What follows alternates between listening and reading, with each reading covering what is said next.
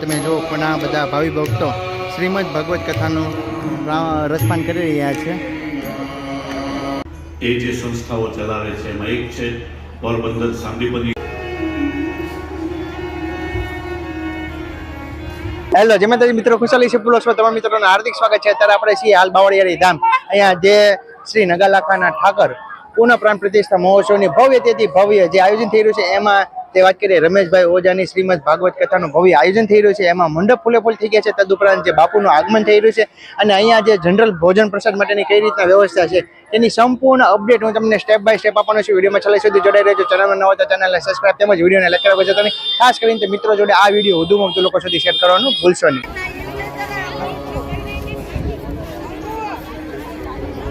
કથા ડોમની અંદર આપણે પ્રવેશ કરવા જઈ રહ્યા છીએ. અહીંયા તમે જો ખૂબ જ સુંદર મજાનો જે ડોમને ડેકોરેશન કરવામાં આવેલું છે. તદુપરાંત અહીંયા બહારની તરફ ખૂબ જ મોટી સંખ્યામાં ભાવિ ભક્તો જે શ્રીમદ ભાગવત કથાનું રસપાન કરવા માટે ઉપસ્થિત થયા છે. જય ઠાકર દાદા, જય ઠાકર, જય ઠાકર. ચાલો હવે અંદર જઈને કઈ રીતના વ્યવસ્થા છે તે હું તમને બતાવું. તો શરૂઆતમાં બધા જ ભાવિ ભક્તોને બૂટ ચંપલ અહીંયા જે બહારની તરફ કાઢવાનું કહે છે. તદુપરાંત એન્ટ્રી ગેટ જો ખૂબ જ સુંદર મજાનો બનાવવામાં આવ્યો છે અને બંને સાઈડ સરસ મજાના હાથી. ચાલો હવે આપણે અંદર જઈને પ્રવેશ કરીએ. ગેટની અંદર પ્રવેશ કરો તો અહીંયા ભાઈઓ દ્વારા તપાસ કરવામાં આવે છે. તમારી સાથે કોઈ પણ માવો કે બીડી કે એવું કાંઈ હોય તો આ જગ્યા ઉપર રાખીને જવાનું હશે. ત્યાર પછી ચંપલા કે એવું બહારની તરફ કાઢીને કથા મંડપની અંદર એન્ટ્રી કરવાની હોય છે. ગેટની અંદર પ્રવેશ કરો તો આ રીતના તપાસ કરીને અંદર પ્રવેશવાનું હોય છે. અહીંયા તમે જો ખૂબ જ મોટી સંખ્યામાં ભાવિ ભક્તો શ્રીમદ ભાગવત કથાનું રસપાન કરવા માટે પધાર્યા છે. વ્યાસપીઠના દર્શન કરવા માટે હવે આપણે આગળની તરફ જઈ રહ્યા છીએ. અહીંયા તમે જુઓ ભાવિ ભક્તોને ગરમી ન થાય તે માટે ખૂબ જ સુંદર મજાના જે ઉપરની તરફ હેલિકોપ્ટરના પાંખડા જેવા પંખાની પણ વ્યવસ્થા કરવામાં આવી છે. લાગડ જય ઠાકર. ક્યાંથી આવો છો?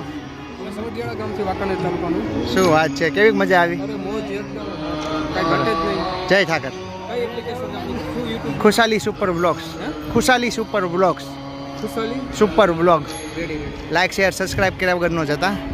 હવે આપણે અંદરની તરફ પ્રવેશ કરી રહ્યા છીએ. અહીંયા તમે જો ખૂબ જ સુંદર મજાનું મંડપને ડેકોરેશન કરવામાં આવ્યું છે ઝુમ્મર સહિત. અહીંયા ઘણા બધા ભાવિ ભક્તો. જય ઠાકર.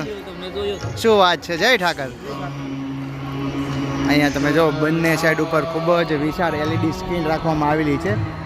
શ્રીમદ ભાગવત કથાનું રસપાન કરવા માટે તકલીફ ન પડે તે માટે સરસ મજાની વ્યવસ્થા કરવામાં આવી છે. ચાલો હવે અંદર જઈને આપણે ભાઈ શ્રીના આગમનના તેમજ એમના વ્યાસપીઠના દર્શન કરીએ.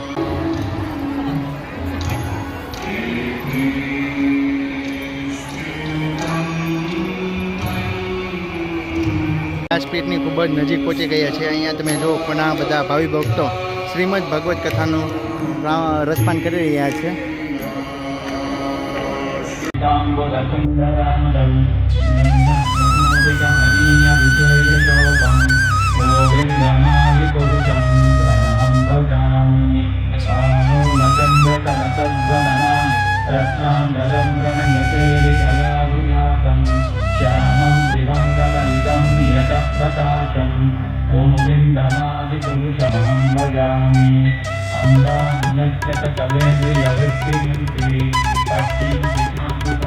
કૃષ્ણાય વાસુદેવાય.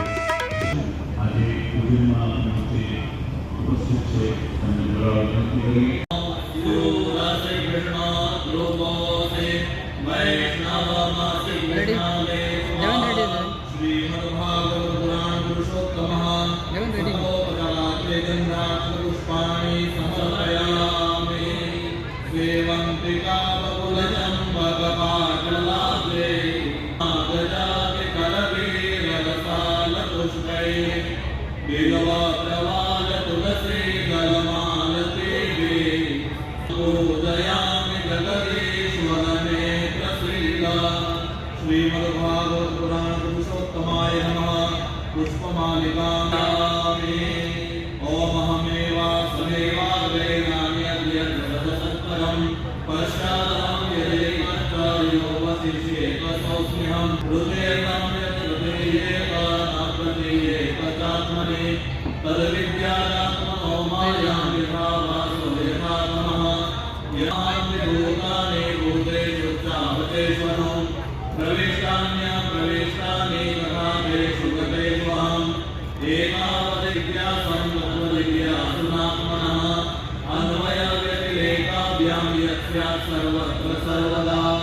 ओम नमो भगवते वासुदेव इति मंत्रेण नैवेद्यं जलेन संप्रोक्ष्य तुलसी दलेन संयोज्य देवामृतयुज्य तथा संरक्ष्य समुद्रां प्रदर्श्य ओम प्राणाय स्वाहा ओम अपानाय स्वाहा ओम व्यानाय स्वाहा ओम उदानाय स्वाहा ओम समानाय स्वाहा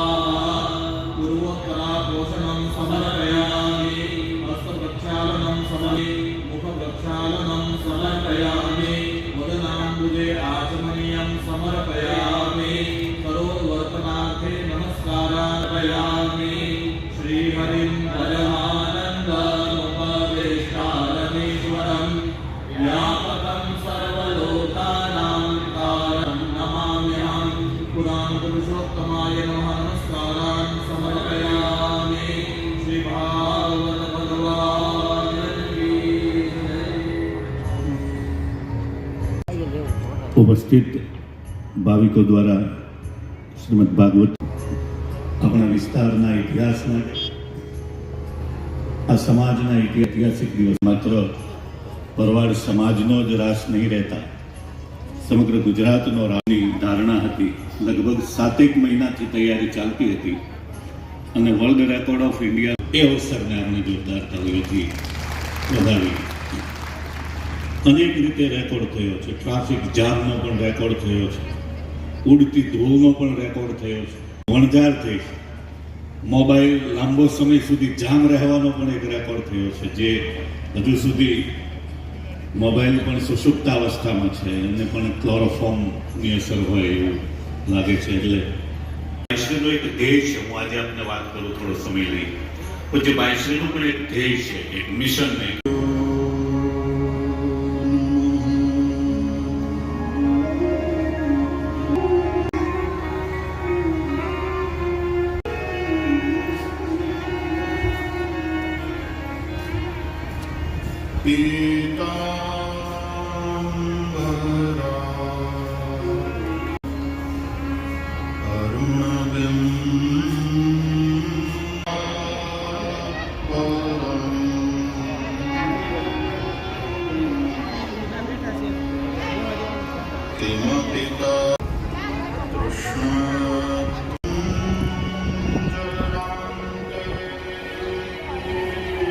હવે મિત્રો આપણે વ્યાસપીઠના તેમજ ભાઈ શ્રીના દર્શન કરીને હવે જઈ રહ્યા છે અહીંયા જે ભોજન પ્રસાદ માટેની જે વ્યવસ્થા કરવામાં આવી છે ને તે જગ્યા ઉપર.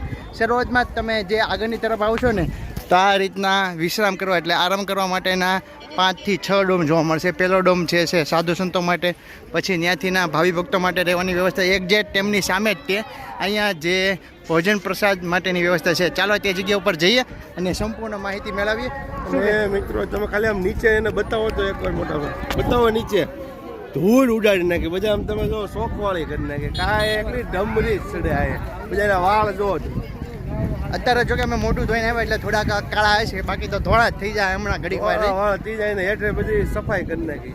ચાલો હવે રસોઈ વિભાગની અંદર જઈને મળીએ. વિડીયોમાં છેલ્લે સુધી જોડાઈ રહ્યો. ચેનલમાં નવો તો ચેનલને સબસ્ક્રાઇબ તેમજ વિડીયોને લાઈક કરવા વગર તો જતા જ નહીં. ખાસ કરીને તો મિત્રો જોડે આ વિડીયો વધુમાં વધુ લોકો સુધી શેર કરો.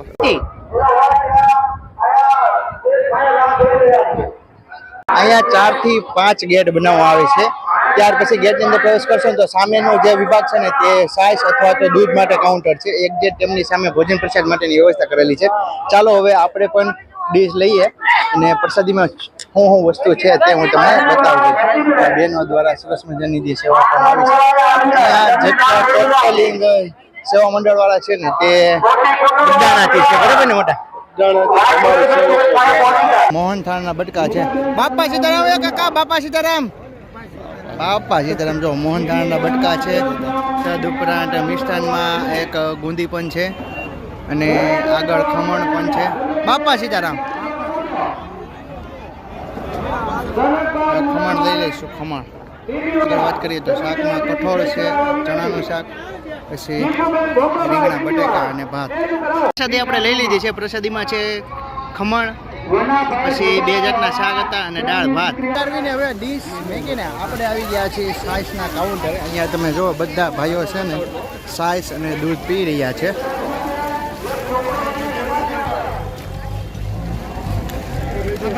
જય ઠાકર.